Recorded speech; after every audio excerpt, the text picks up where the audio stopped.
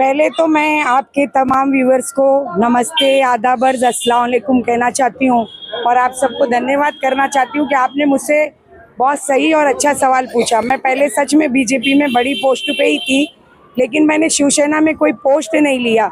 2024 के लोकसभा के चुनाव में मैंने शिवसेना को अपना समर्थन दिया मेरे एनजीओ के माध्यम से।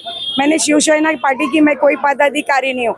और अपक्ष लड़ने की जो बात आपने कही, तो पिछले 15 दिन पहले तक मेरा कोई इरादा नहीं था कि मैं चुनाव लड़ूंगी, लेकिन शिवाजी नगर रोड नंबर 1 पे जब सिर्फ एक नशे के खातिर एक मासूम 1.5 से 2 साल की बच्ची का गला दबाकर मारा गया, तब मुझे ऐसा लगा कि एक माँ होने के नाते, एक बेटी होने के नाते, एक बहू होने के नाते और एक बीवी होने के नाते इस मानपुर शिवाजी नगर के बच्चों के भविष्य के लिए मुझे उठकर खड़े होना चाहिए, इसलिए मैं चुनाव के मैदान में उतरी।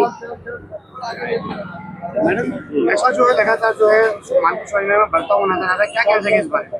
ऐसा है ना कि अगर जिस इलाके में नशा ज्यादा होता है, आप घर में एक ईंट का पत्थर भी लगाते हो ना, तो बीएमसी से लेके पुलिस प्रशासन सबको पता चल जाता है कि आप घर बना रहे हो। जब नशा बिक रहा है तो क्या पता नहीं, अगर इस इलाके के विधायक चाहते तो यहाँ से 1 से 2 सीनियर लोगों को सस्पेंड करवाते, एक आधा पुलिस वालों को सस्पेंड कराते, तो नशे पे 100% अंकुश लगता। कोई नेता नशा नहीं बेच रहा है, लेकिन नेता नशे को खत्म करने के लिए कोई काम भी नहीं कर रहा है, कोई ठोस कदम नहीं उठा रहा है, और वो काम मैं करूंगी। मैडम, क्या लगता है आपको पिछले 15 साल में एक विकास हुआ है? बिल्कुल नहीं। विकास के नाम पर यहाँ पर हर विधायक सिर्फ गली और गटर की बात करता है। विकास कहते हैं कि हमारे पास एक अच्छा हॉस्पिटल हो, विकास कहते हैं कि हमारे पास एक अच्छा कब्रिस्तान हो, विकास कहा जाता है कि हमारे पास एक कॉलेज हो, विकास होता है कि हमारे बच्चों के लिए एक अच्छा प्लेग्राउंड हो। आप देखिए ना, इस इलाके में कुछ नहीं है, सिर्फ क्राइम है, नशा है, और पूरे इंडिया में मानपुर शिवाजी नगर विधानसभा फेमस है। मैडम, क्या लगता है आमदार निधि फंड से कुछ काम किया गया है? मुझे तो नहीं दिखता है, मुझे नहीं दिखता है। आप मीडिया वाले शायद मुझसे ज्यादा जानकारी रखते होंगे।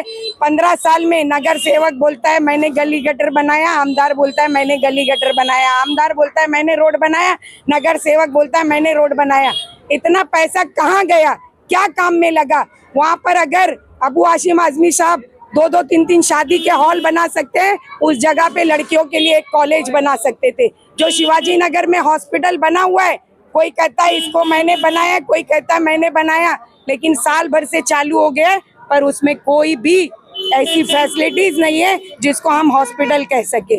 अगर ये सब चीजों पे फोकस किया होता तो मुझे खड़े होने की जरूरत ही नहीं पड़ती। इसलिए इस बार स्थानिक व महिला उम्मीदवार।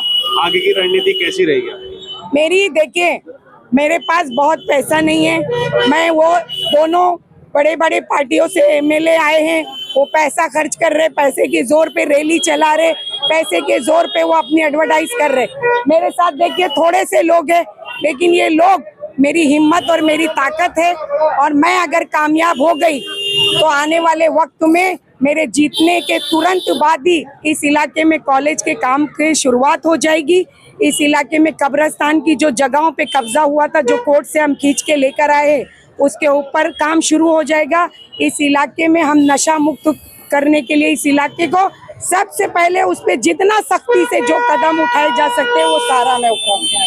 प्रचार तो इसलिए मैडम का साथ देना पड़ा क्योंकि 15 साल से कोई विकास तो हुआ नहीं है, इसमें तो 100% गारंटी है। और रही बात मैडम ने जो बोला है, शमशान भूमि में भी जगह नहीं है, और जो रह रहे बच्चियाँ 2 साल के, 4 साल के, 5 साल के या 25 साल के बेटियाँ, वो भी सेफ्टी नहीं है। हर घर, हर बिल्डिंग में, हर शौचालय के आजू बाजू नशे की टीम पूरा बैठी हुई रहती है। कौन किसके बाजू में आवाज उठाएंगे? जिसके घर से एक आवाज उठता है तो उनके घर में शाम को गुंडे पहुंच जाते हैं। क्यों तुमने बोला ऐसा? क्योंकि ये गुंडों से मुंह दे के थक गए हैं। हमारे भी घर में बेटियां हैं, नहीं ऐसा नहीं है, अड़ोस पड़ोस के भी घर में बेटियां हैं, तो वो यही सोचते भाई हम अगर बोलेंगे तो हमारे घर तलक आ जाएंगे उन लोग। और रही बात अभी जैसा शमीम मैडम ने बोला है, जीते जी लेडीज अगर सोचेगी फ्री में कहीं कुछ मिलता है तो फटाक से पहुंच जाएगी। अभी 1,500 रुपए जैसा रिलीज हो रहा था, उनको रात भी नहीं दिख रहा था ना दिन दिख रहा था। लोगों ने लाइन लगाया और 1,500 रुपए लेके खुश हो गए। लोगों ने ये नहीं सोच रहे एक हक की एक अधिकार है, बाबा साहेब ने जो वोटिंग के जो हक का अधिकार दिया है, तो एक वोटिंग के लिए 100 रुपए 500 रुपए से जिंदगी नहीं कटेगी, ये लेडीज लोग के माइंड में नहीं आता है। लेडीज ये सोचती है खाली 5 किलो कुछ सस्ता मिल रहा है तो आदमी को नहीं पूछेगी, वो पहले पहुंच जाएगी। अगर हक से जो लेडीज मैदान में उतरे है, सेमी मापा जैसा आगे पीछे नहीं सोचते हुए, चलो ठीक है हम एक लेडीज है, लेडीज की तकलीफ लेडीज समझ सकते, छोटे से बड़े तलक बच्चे को अगर